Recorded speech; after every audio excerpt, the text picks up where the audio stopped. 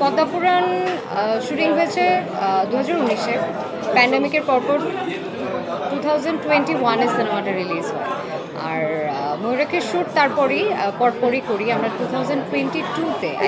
হ্যাঁ, তো আমার স্বাভাবিকভাবেই পদ্মাপুরাণ করার পর চুল ফেলে দিই, একটা দীর্ঘ বিরতি ছিল, তারপর প্যান্ডামিক সব কিছু মিলিয়ে। তো তারপরে যখন আবার প্রিপারেশন নিচ্ছিলাম যে আবার কাজ শুরু করব, তখনই আসলে পলাশ আমাকে আবার নক করে আর ময়ূরাক্ষীর গল্প শোনায়, বলে যে যেহেতু তোর সাথে আমার জার্নিটা সুন্দর বা আমাদের কাজের একটা ভালো অভিজ্ঞতা আছে, আমরা চাইলে ময়ূরাক্ষী একসাথে কাজ করতে পারি। তো তখন ময়ূরাক্ষীর গল্পটা আমি শুনি, যদিও এর আগে থেকেই আমি কিছুটা জানতাম গল্পটা, তখন পর্যন্ত আমি শিওর ছিলাম না যে আমি ময়ূরাক্ষী। ওয়ালটন ফ্রিজ কিনে অনেকের মতো আপনিও হয়ে যেতে পারেন মিলেনিয়াল। সেরা পণ্যের সেরা অফার। ময়ূরাক্ষী করছি, তো যখন ও আমার ক্যারেক্টারটা বলে সুরভি, একটু আলাদা গল্প, মানে ক্যারেক্টারটা একটু আলাদা, যেহেতু পদ্মাপুরাণে একদমই আমি ডিফারেন্ট একটা ক্যারেক্টারে কাজ করছি, একটা না আমি বলবো 3টা ক্যারেক্টার প্লে করেছিলাম অ্যাট আ টাইম। তো যখন সুরভি সম্পর্কে জানি, তো আমার মনে হয় যে আমি সুরভিকে রিলেট করতে পারি। ওই জায়গা থেকে আসলে ডিসিশন নেওয়া যে ময়ূরাক্ষী আমি করছি। আমার পদ্মপুরাণের জার্নিটা, মানে আমার মনে হয় আমি যতদিন লাইফ টাইম বেঁচে থাকবো বা যতদিনই আমি কাজ করি, পদ্মপুরাণ আসলেই সবসময়ই আমার মনে হয় যে বেস্ট কাজের মধ্যে একটা থাকবে। কারণ পদ্মাপুরাণ দিয়েই তো আসলে আমার ক্যারিয়ার শুরু, অভিনয়ের জার্নি শুরু। আর এত মানুষ অ্যাপ্রিসিয়েট করেছে, শুধু দেশে না, দেশের বাইরে থেকেও অনেকে ইনবক্স করেছে, ইন্ডিয়া বা আমেরিকা, মানে লন্ডন, বিভিন্ন জায়গা থেকে বাঙালিরা, ইভেন ইন্ডিয়ানরা অনেক বেশি অ্যাপ্রিসিয়েট করেছে ইনবক্সে, যে আপু আপনি অনেক ভালো করছেন, বা আপনাকে দেখতে চাই, আপনি আরও কাজ করেন, বা আপনার সিনেমা কবে দেখতে পারবো, বা আর কি কি কাজ দেখতে পারবো। আমার ক্যারিয়ার শুরু বেসিক্যালি 2014 থেকে মডেলিং দিয়ে। আমি অ্যাজ এ মডেল হিসেবেও যখন কাজ করেছি, তখনও আসলে আমি আমার নিজের লুক নিয়ে অনেক বেশি এক্সপেরিমেন্ট করতে পছন্দ করতাম, নিজেকে বিভিন্ন লুকে দেখতে পছন্দ করতাম।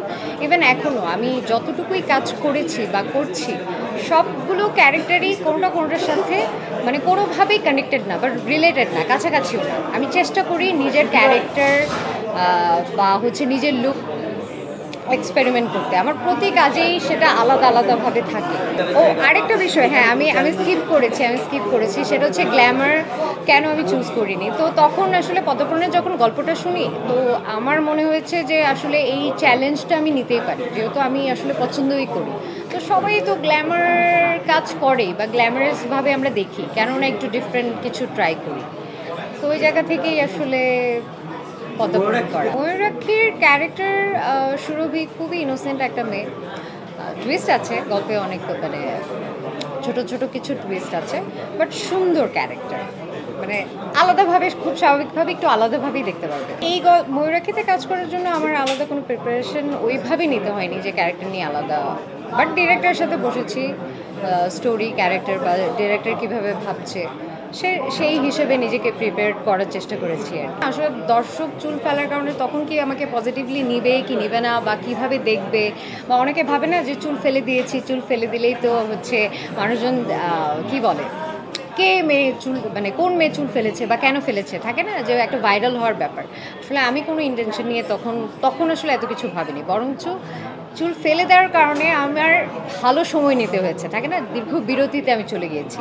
বিরতির পর, কারণ আমি যখন ব্রেকে ছিলাম, অনেকেই আমাকে নিয়ে কনফিউজ ছিল যে আমার হেয়ার লেন্থ কতটুকু, আমার চুল বড় হয়েছে কি না। অনেকে আবার আমাকে সামনাসামনি দেখে বলছে, ও তোমার চুল বড় হয়ে গিয়েছে।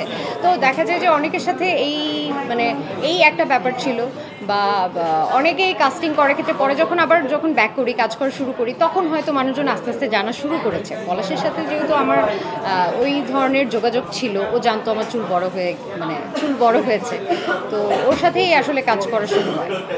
তবে করবো, এখন তো করছি। ঈদ তো একটা ফেস্টিভ্যাল, আমাদের মুসলিমদের বা আমাদের দেশের সব থেকে বড় ফেস্টিভ্যালগুলোর মধ্যে ঈদ।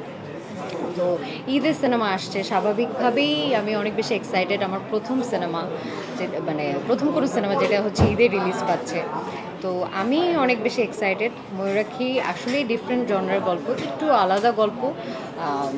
কোনো সিনেমাকে আমি ছোটো করব না, সবারই গল্প, যার যার গল্প, কিন্তু ময়ূরাক্ষী আমার মনে হয় যে ময়ূরাক্ষী থেকে দর্শক নিরাশ হবে না।